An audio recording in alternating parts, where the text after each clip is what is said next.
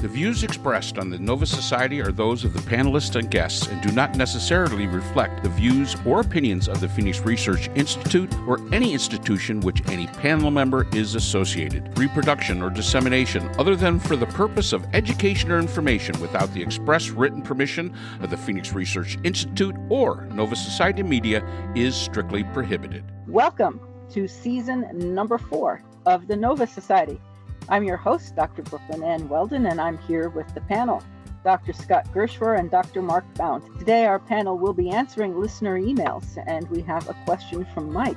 Mike lives in Bangor, Maine, and Mike asks, President-elect Trump is suggesting he might use force to take Greenland. Aside from how stupid this sounds, why do you think he wants Greenland so badly?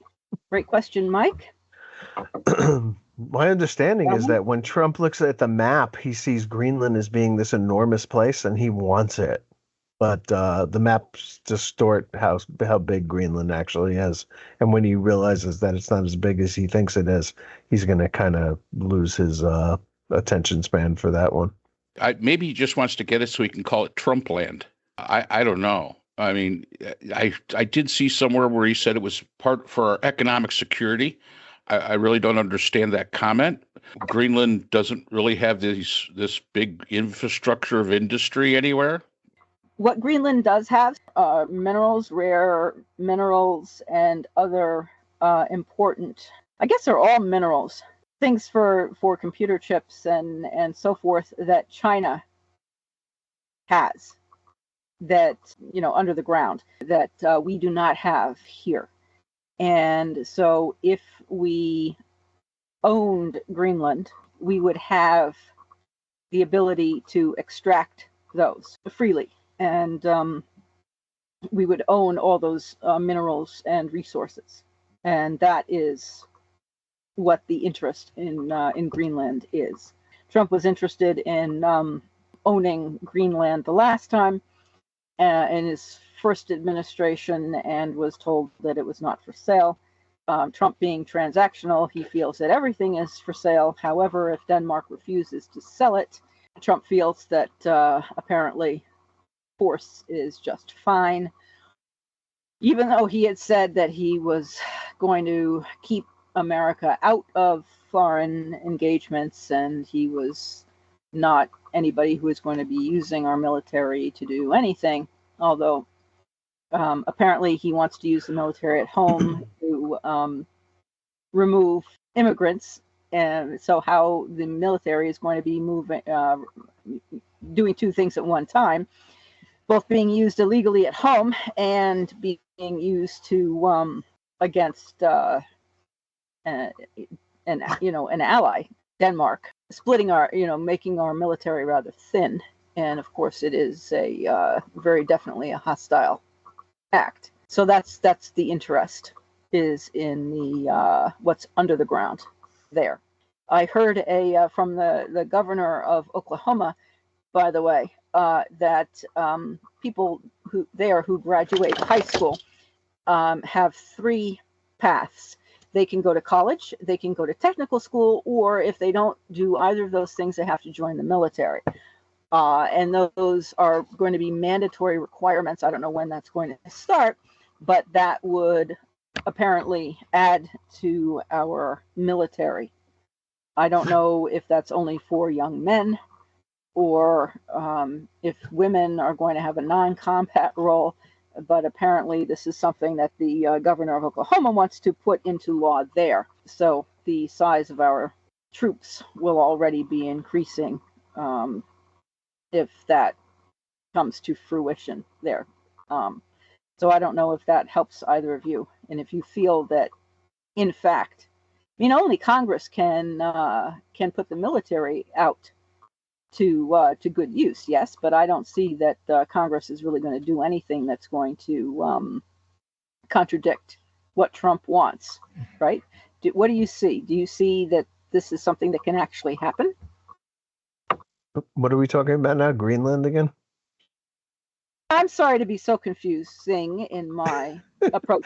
But, I remembered the Oklahoma, the governor there, and thinking how outrageous it was. Right, that's crazy, yeah. Yeah. But apparently the man, I forget his name, is quite serious. And if that's fine if you can afford university, if you can afford technical school or get loans. But if not, off to the military. You don't have a choice, apparently, which is selective service. I mean, it's a draft for the state of Oklahoma. Who knew that that line from Caddyshack, "The world needs ditch diggers too," would not be funny anymore. No, it's. I mean, none of this is funny. And so if you can afford to go to college, go to college. If you can get a job, get a job. If you can't, go to the military. That doesn't sound like a free society to me. So I don't even think that working is an option. It was university, working, technical school, or the military. Gotcha. And but he didn't say, I don't think the governor distinguished between males and females. So I don't know if everybody's supposed to go to the military or university or technical school. But if women aren't going to be allowed to have a combat role, and if a trans person isn't going to be allowed to exist anymore. I mean, so there are vagaries here that have, to my knowledge, I don't know any more than what I've just said. I was thinking about Trump saying, well, we're going to use the military at home to round up, undocumented immigrants, but then we're going to be using the military in both Panama and Greenland. And I'm thinking, okay, well, how large is our military? Well, now we have the very helpful governor of Oklahoma saying we'll add to the military by pipelining our high school graduates who don't go to university or technical school. Okay, so just to clarify a couple of things, we're talking about Governor Stitt, Kevin Stitt, who's the governor of Oklahoma. This is not a law in Oklahoma, nor is it likely to be anytime soon. And he just is saying, it should be a requirement. I guess in his view, in an ideal world, it would be a requirement to either be accepted to college, be accepted into a career tech, or go into the Army. All of those things are, this is a ridiculous idea.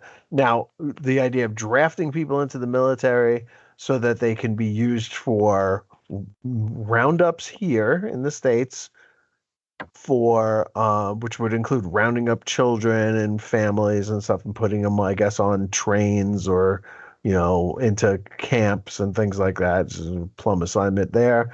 Or going down to Panama, which is a pretty hostile environment as far as like mosquitoes and diseases and things like that are concerned.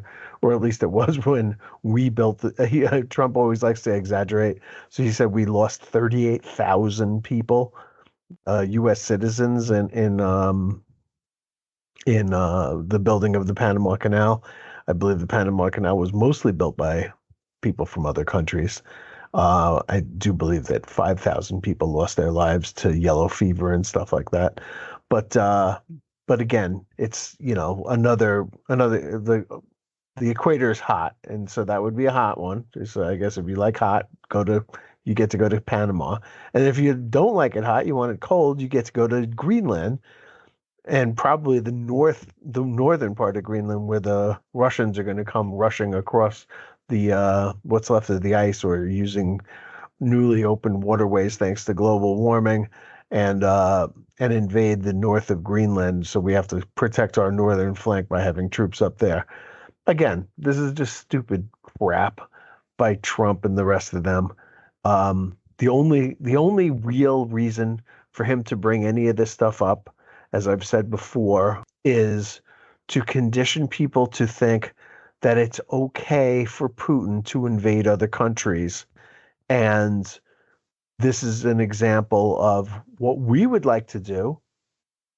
And if you support us doing it, and they do, bizarrely enough, support us doing it, then why wouldn't they support Putin invading Romania or Latvia, Lithuania, Estonia, Finland, whatever? And so the breakdown of the entire post-war liberal order, this is a setup to get people nodding their heads so that when he brings up something that most people would shake their heads at, they can't shake their heads because they've already nodded their heads and they're going, oh yeah, okay, well, I was for that if we did it, so why wouldn't I be? If what's good for the goose is good for the gander, etc. Do you think also, sorry, that he might? It's just the state of the country right now. Do you think, Scott, what you just said made me think?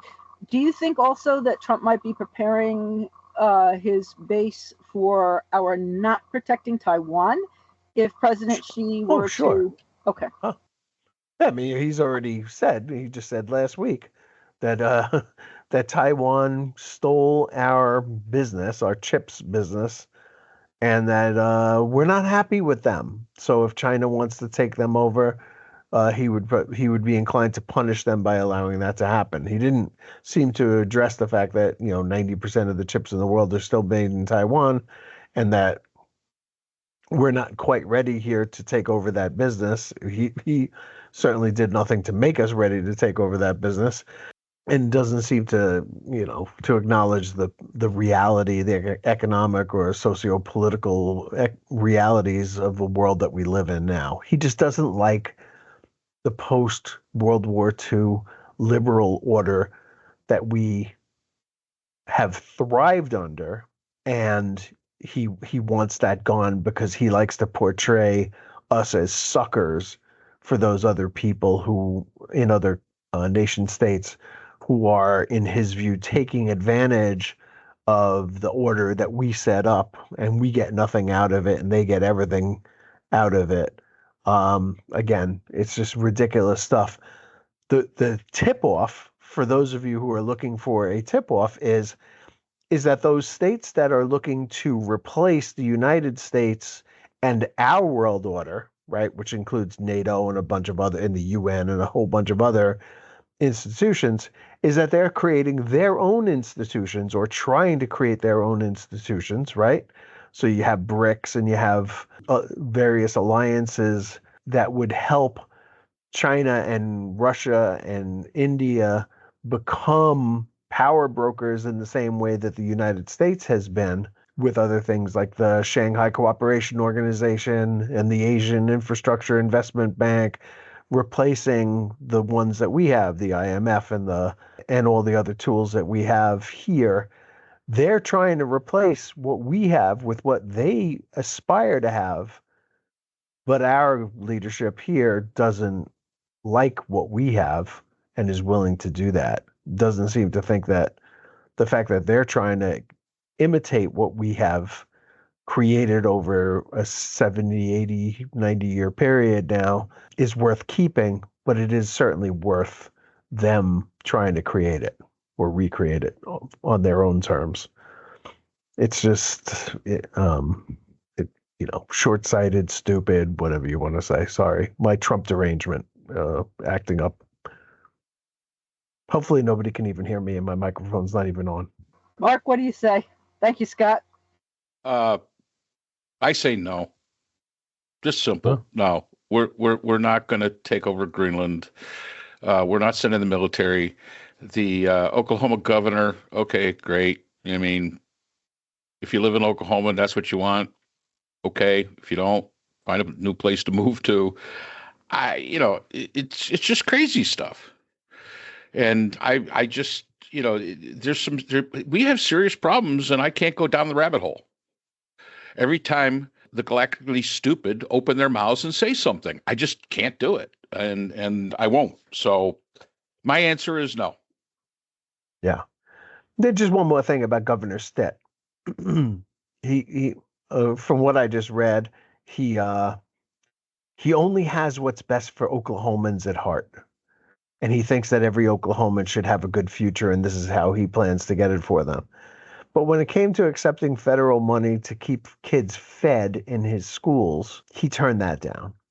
And so children in his state went hungry over this last Christmas vacation, the summer vacation prior, will do again, no doubt, next Easter break or summer break, and doesn't seem to care about them enough to feed them, But his version of taking good care of their futures includes shoveling them into the army if they can't afford a college degree and so on.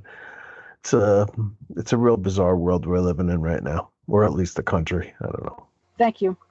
Stop watching the news. Yeah. It's time to turn off all your CNNs, MSNBCs, Fox Newses. All of that stuff is just for entertainment purposes only. None of it is serious, and just get rid of all of it. Yep. And start listening to, specific people on podcasts like us. Yeah, like us, like the Midas Touch Network, like Brian Tyler Cohen, like Democracy Docket, like Glenn Kirshner, and people, attorneys, and people who know what they're talking about. Thank you, Mike, and we hope that we answered your question, and we will see you next time on the Nova Society. The Nova Society is a production of Nova Society Media, a division of the Phoenix Research Institute. We'd like to thank our production partners, Buzzsprout, who hosts the Nova Society, Audacity, our editing partners, Apple iTunes, the largest source of podcasts and music on the internet, Spotify, the most popular platform for the Nova Society, and iHeartRadio, your source for all things music and podcasting. The Nova Society is available on all of these and other quality platforms listed in our description. We'd also like to thank all of our listeners. Without your support, the Nova Society would not be possible. If you have a question or a comment, we can be reached at nova.society.podcast@gmail.com. So for Dr. Brooklyn Ann Weldon, Dr. Priscilla Hobbs, Dr. Scott Gershwer, and all of us here at the Nova Society, I'm Dr. Mark Bound. Remember, the true power in society is knowledge. Thanks for listening, and we will see you again next time.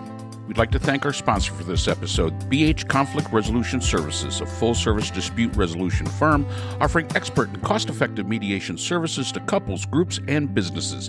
BHCRS can be reached at www.bhcrs.com.